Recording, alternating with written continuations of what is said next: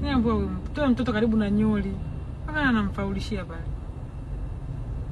Nyoli kazinzi yake. Wanamuita sukari yao.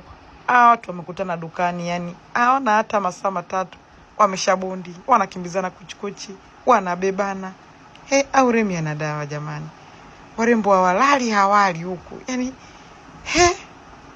mtu hata hawajuani. Waone wanavyofurahi. Maskini cha ufupi. Mama yangu, mimi yani wako watanitukana sana kwa staili. Sio kosa langu, Remi mwenyewe ndo alivyo jamani. Sijui tumlaumu Nyoli, sijui ni yeye mwenyewe. Au kijiuliza pale amempa nini dada, watu wamechanganyikiwa hivyo. Sielewi mimi. Halo. Aya. Jamani. Hapo niseme nishuke kwenye gari anione mama alikuwa ananiangalia. Atakanusha. Huyu ni dada yangu. Dada yako gani mpumbavu? Jamani, aya. Tumpasia Jamani, wateja wa Asma Staples mkija mnabebwa huku jamani, kuna msukumo unabeba wateja anachekesha wateja. Asma yuko kule ndani, Asma yule.